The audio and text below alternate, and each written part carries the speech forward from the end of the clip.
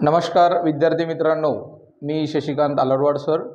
आज भूगोलच्या प्रकरण 2 भूगोलमधील 10वीचा प्रकरण 2 ब्राझील स्थान आणि विस्तार हा जो पाठ आहे, स्थान आणि विस्तार या पाठाचा आपण या अगोदर एक व्हिडिओ बनवलेला आहे। त्यामध्ये ब्राझील आणि भारत या दोन देशाचा आपण तुलनात्मक पद्धतीने अभ्यास केलेला आहे। जर तुम्ही तो व्हिडिओ पाहिला नसेल तर शशिकांत आलडवाड या नावाने आपला YouTube चॅनल आहे, त्याच्यावर जायचं आणि ते पाहून घ्यायचं। आता आज आपण त्याच पाठात स्थान आणि विस्तार या पाठाचा दुसरा व्हिडिओ आपण बनवतोय। आपण आज भारत आणि ब्राझील या दोन देशाची ऐतिहासिक पार्श्वभूमी पाहणार आहोत। काय पाहणार आहोत? ऐतिहासिक पार्श्वभूमी। ऐतिहासिक पार्श्वभूमी बघा, आपण आज भारत आणि ब्राझील या दोन देशाची ऐतिहासिक पार्श्वभूमी पाहणार आहोत। या अगोदर मी तुम्हाला सांगितलेलं आहे, पहिला आपला व्हिडिओ झालेला आहे, ते तुम्ही पाहून घ्या। बघा, भारत आणि ब्राझील याचा अभ्यास करत असताना आपण सर्वात अगोदर भारत या देशाचा अभ्यास करू। सुमारे 150 शतक भारत कोणाच्या अधिपत्याखाली होता, म्हणजे भारतावर कोणाचं वर्चस्व होतं किंवा कोणाच्या अंतर्गत भारत राहत होता। तर भारत तुम्हाला माहिती आहे, 150 वर्ष म्हटले की आपल्या डोळ्याच्या समोर लगेच येतात ब्रिटिश म्हणजे कोण? तर इंग्रजाचं राज्य किंवा इंग्रजाच्या अधिपत्याखाली किंवा ब्रिटिशाच्या अधिपत्याखाली भारत हा 150 वर्ष होता। म्हणजे सुमारे किती शतक रे? तर सुमारे 1.5 शतक। किती? सुमारे 1.5 शतक। सुमारे 1.5 शतक ब्रिटिशांच्या अधिपत्याखाली, ब्रिटिशांच्या अधिपत्याखाली। बघा,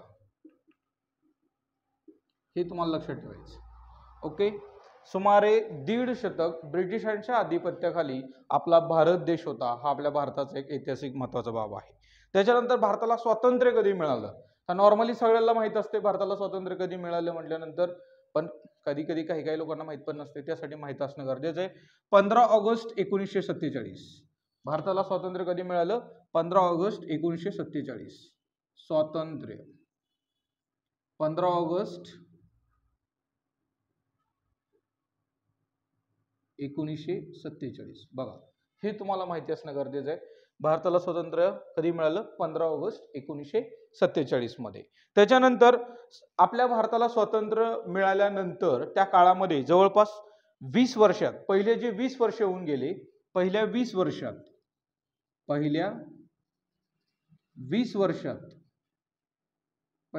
वर्षात जवळपास आपल्याला 3 युद्धांना समोर जावं लागलं। 3 युद्धांना समोर जावं लागलं। बघा, 3 युद्धांना समोर जावं लागलं।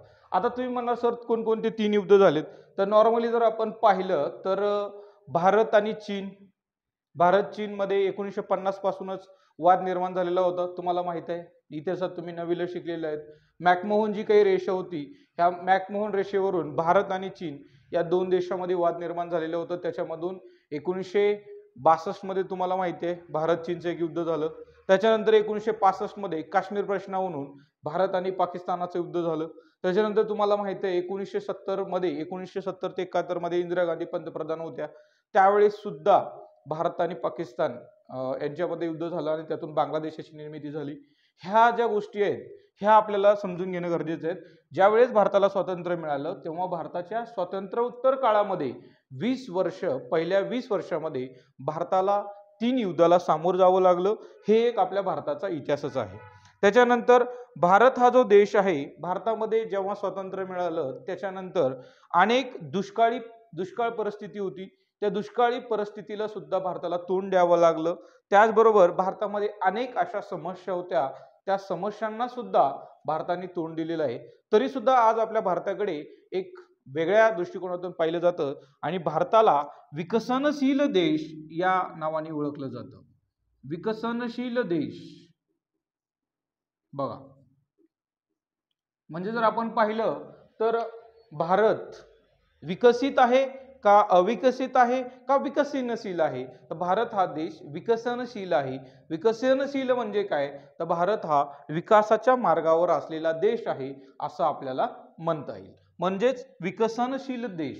तुम्हाला जर विचारलं भारत हा कोणत्या प्रकारचा देश आहे, तर तुम्हाला लगेचच सांगता आलं पाहिजे विद्यार्थ्यांनो की विकसनशील अशा प्रकारचा आपला देश आहे, हे तुम्हाला सांगता आलं पाहिजे. त्याच्यानंतर प्रमुख प्रमुख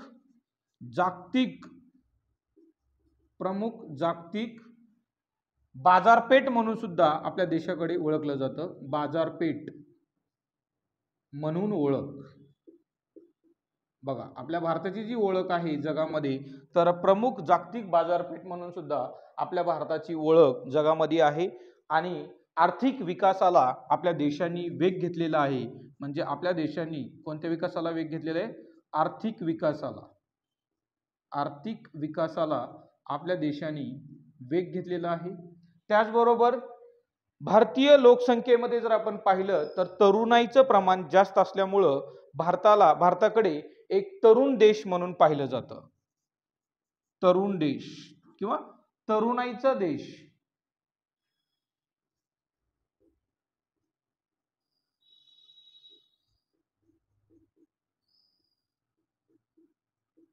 बघा तर भारत हा जो देश आहे या भारतामध्ये जास्तीत जास्त प्रमाणामध्ये लोकसंख्येमध्ये तरुणाईचं प्रमाण जास्त असल्यामुळं तरुण देश म्हणून आपल्या भारत देशाची काय आहे? ओळख आहे. अशा पद्धतीनं आपल्या भारताला एक ऐतिहासिक पार्श्वभूमी लाभलेली आहे. पार्श्वभूमी म्हणजे तुम्हाला गोष्ट कळत असेल की आपली अगोदरची माहिती भारताच्या बाबतीतली ही तुम्हाला माहिती असणं गरजेचं आहे की किती वर्ष आपल्या भारतावर कोणाचं राज्य होतं किंवा कोणाच्या आधिपत्याखाली आपण राहत होतो. तर ब्रिटिशांच्या आधिपत्याखाली सुमारे दीड शतक म्हणजे 150 वर्ष आपण राहत होतो. आपल्याला स्वातंत्र्य कधी मिळालं? तर 15 ऑगस्ट 1947 ला स्वातंत्र्य मिळालं. आपल्या स्वातंत्र्य मिळाल्यानंतर आपल्याला कशांना सामोरं जावं लागलं? तर 20 वर्षात 3 युद्धांना सामोरं जावं लागलं. मी ते 3 युद्धाचा उल्लेख थोड्या वेळाखाली केलेलाच आहे. त्यानंतर आपल्या देशामध्ये अनेक अशा समस्या होत्या, दुष्काळ परिस्थिती होती, यांना सुद्धा देशांनी तोंड देत समोर आलेला आहे. आणि आज आपला देश विकसनशील देश म्हणून ओळखला जातो. एवढंच नाही तर जगामध्ये एक प्रमुख बाजारपेठ म्हणून सुद्धा आपल्या देशांनी आपली ओळख निर्माण केलेली आहे. आणि आर्थिक विकासाला आपल्या देशाने वेग घेतलेला आहे.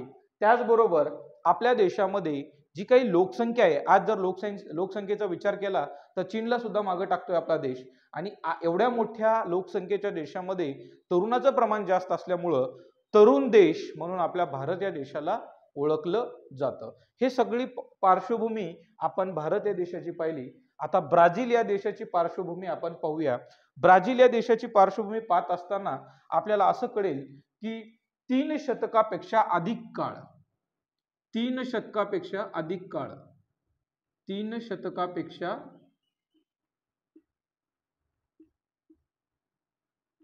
काळ कोणाच्या आधिपत्याखाली होता ब्राझील? तर तो होता पोर्तुगीजांच्या आधिपत्याखाली. कुठं होता? पोर्तुगीजांच्या आधिपत्याखाली.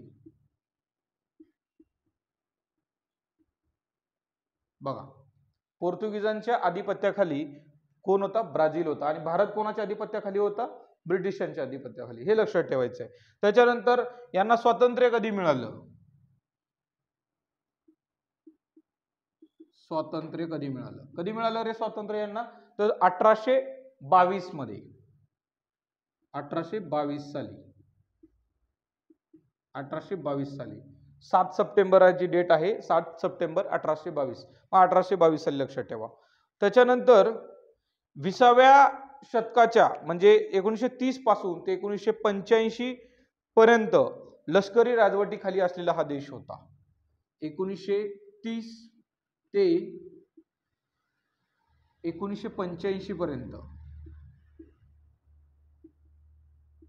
लष्करी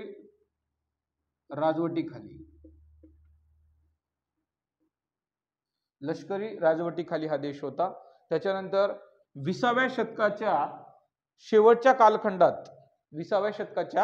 शेवटच्या कालखंडामध्ये काय झालं? तर जागतिक वित्तीय समस्येमधून हा देश काय केलेला आहे? सावरलेला आहे. म्हणजे 20व्या शतकाच्या शेवटच्या कालखंडात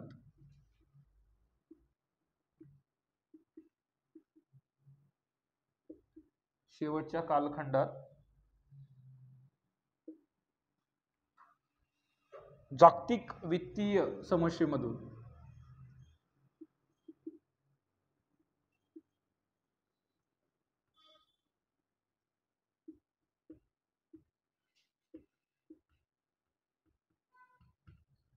सावरला. ओके. त्यानंतर जागतिक आर्थिक विकासाला हातभार लावणारा देश, जागतिक आर्थिक विकासाला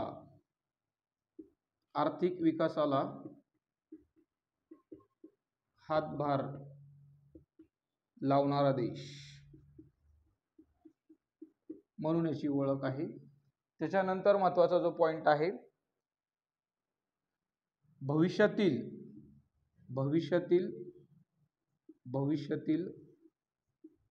एक प्रमुख बाजारपेठ म्हणून ओळख.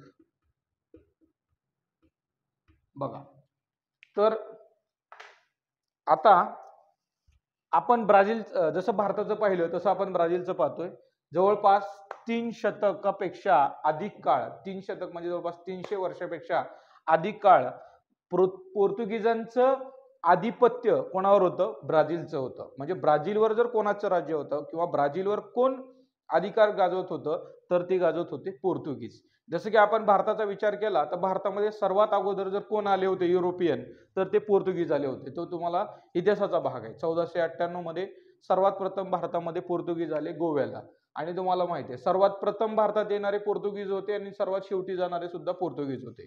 पण इथं भूगोलाच्या दृष्टिकोनातून जर तुम्ही विचार केला तर ब्राझीलवर सर्वात जास्त काळ म्हणजे 3 शतक किंवा त्यापेक्षा जास्त काळ पोर्तुगीजांनी काय केलेलं आहे? आपलं आधिपत्य गाजवलेलं आहे. मग ब्राझीलला स्वातंत्र्य कधी मिळालं? तर 1822 साली ब्राझीलला स्वातंत्र्य मिळालं. त्याच्यानंतर ब्राझीलमध्ये 1930 ते 1885 हा जो काळ आहे, या काळामध्ये ब्राझीलवर लष्करी राजवट होती. लष्करी राजवट म्हणजे तुम्हाला माहिती आहे म्हणजे म्हणजे राष्ट्रपती राजवट जसं म्हणतो आपण तसं लष्करी राजवट म्हणजे सैनिकीय शासन तिथं होतं. त्याच्यानंतर 20व्या शतकाच्या म्हणजे शेवटच्या कालखंडात, म्हणजे आता 21वं शतक चालू आहे, तर 20व्या शतकाच्या शेवटच्या कालखंडामध्ये जागतिक जे काही वित्तीय समस्येमध्ये तो देश अडकलेला होता, त्या समस्येमधून तो देश काय केलेला आहे? सावरलेला आपल्याला पाहायला मिळतोय. त्याच्यानंतर ब्राझील हा जो देश आहे, तो देश जगाच्या आर्थिक विकासाला हातभार लावणारा देश म्हणून सुद्धा त्या देशाने आपली ओळख निर्माण केलेली आहे. त्याचबरोबर भविष्यामध्ये एक प्रमुख बाजारपेठ म्हणून सुद्धा ब्राझीलला ओळखलं जाईल असं म्हटलं जाईल. काही महत्त्वाच्या गोष्टी मी तुम्हाला सांगतोय, ते नीट लक्ष देऊन ऐकायचं आहे, तुम्ही पाहायचं सुद्धा आहे. व्हिडिओ कुठं स्किप करायचं नाहीये, पहिल्यापासून शेवटपर्यंत बघा. भारताचा जर तुम्हाला स्वातंत्र्य दिन विचारला तर 15 ऑगस्ट 1947 तुम्ही सांगू शकता. तसं ब्राझीलचं जर तुम्हाला स्वातंत्र्य विचारला तर 7 सप्टेंबर 1822 तुम्हाला सांगायचंय. त्यानंतर भारतामध्ये जी शासन प्रणाली आहे ती कशी शासन प्रणाली आहे? संसदीय प्रजासत्ताक शासन प्रणाली आहे. आणि ब्राझीलमध्ये जर कोणती शासन प्रणाली आहे तर ती आहे राष्ट्रपती नियंत्रित प्रजासत्ताक शासन प्रणाली. याच्यामध्ये काय फरक आहे हे तुम्हाला राज्यशास्त्रामध्ये शिकायला मिळेल. त्याचबरोबर ब्राझील या देशाचं नाव ब्राझील कसं पडलं तर त्याचं नाव पाऊ ब्राझील या स्थानिक वृक्षांच्या नावावरून पडलेलं आहे. म्हणजे तिथे एक झाड होतं पाऊ ब्राझील नावाचं, त्यावरून ब्राझील असं नाव पडलेलं आहे. आपला अशा पद्धतीने हा पूर्ण दुसरा चॅप्टर संपलेला आहे. तुम्हाला माझा व्हिडिओ कसा वाटला तुम्ही मला लाईक कमेंट्स आणि शेअर करून लाईक कमेंट्स करा आणि तुमच्या मित्रांना शेअर करा आणि मला नक्कीच कळवा की व्हिडिओ कसा वाटला. धन्यवाद मित्रांनो, आपण पुढच्या भागामध्ये भेटूया.